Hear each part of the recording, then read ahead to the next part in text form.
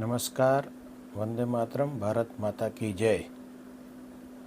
સંવત વિક્રમ સંવત 2082ના નૂતન વર્ષે